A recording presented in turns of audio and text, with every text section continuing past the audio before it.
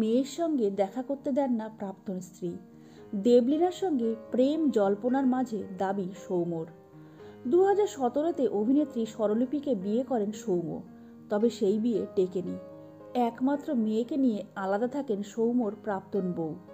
সম্প্রতি এক সাক্ষাৎকারে তিনি এমনটাই দাবি করলেন।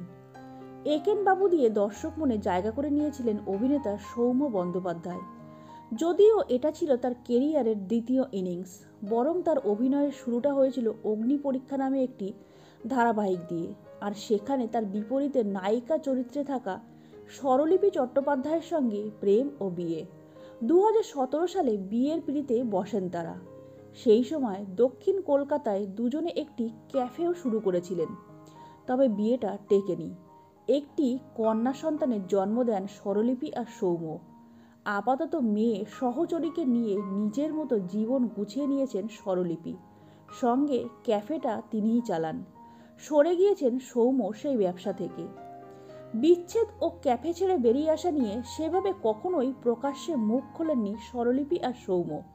তবে সম্প্রতি সাংবাদিক নিবেদিতাকে তার ইউটিউব চ্যানেলের জন্য সাক্ষাৎকারে সৌম্য বললেন, এটা নিয়ে কথা বলায় আমি কখনোই খুব একটা কমফোর্টেবল ছিলাম না। কিছু অভিযোগ আনা হয়েছিল আমার উপরে, এমন কিছু অভিযোগ আনা হয় আমার উপরে যে ছাড়তে বাধ্য হই। এই সমস্ত অভিযোগ মাথায় নিয়ে শ্মশান মানে বেঁচে থাকা যেত না। এমন কিছু অদ্ভুত দোষ দেওয়া হয় যা নিয়ে সত্যিই কখনো কথা বলিনি। আমার প্রথম দিন থেকে স্ট্যান্ড পয়েন্ট ছিল আমি এটা নিয়ে বাইরের কারোর সঙ্গে আলোচনা করব না, কারণ কাদা ছেটাতে গিয়ে নিজের হাতেও কাদা লাগবে। অবস্থা এমন হয় যে আমি বাধ্য হই আমার বৈঠক, মানে যেটা সৌম্য আর স্বরলিপি শুরু করা ক্যাফে, সেটা থেকে বেরিয়ে আসতে।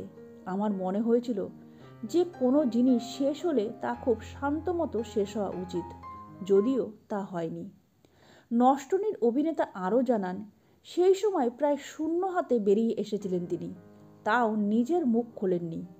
এমনকি অনেক ঘনিষ্ঠই তাকে পরামর্শ দিয়েছিল সেই সময় নিজের তরফ থেকে বিচ্ছেদ ও ক্যাফে ছাড়া নিয়ে কথা বলার, কিন্তু তিনি তা করেননি।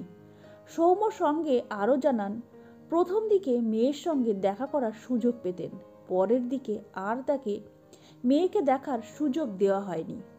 এদিকে সম্প্রতি একটি সাক্ষাৎকারে স্বরলিপি জানান, তার মেয়ে সহচরী ওরফে পুটুলির যখন মাত্র 11 দিন বয়স, তারপর থেকেই আর তার বাবা আসেননি মেয়েকে দেখতে। ছোট্ট পুটুলি একসময় খুব মন খারাপ করত, তার কেন বাবা নেই।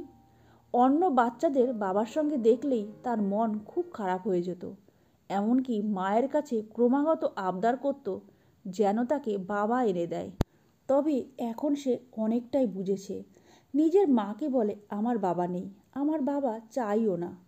এদিকে সৌম্য আর দেবলীনার সম্পর্ক পুরোপুরি যে রটনা তা বারংবার বলে চলেছেন দুজনে, বরং একে অপরের খুব ভালো বন্ধু তারা। ডিভোর্সের পর প্রেমে পড়েছিলেন সৌম্য, যদিও সেটা টেকেনি। দেবলীনারও বিচ্ছেদ তথাগতর সঙ্গে, তবে এই প্রেম ভাঙার মাঝেও তাদের সম্পর্ক আটকে রয়েছে বন্ধুত্বেই।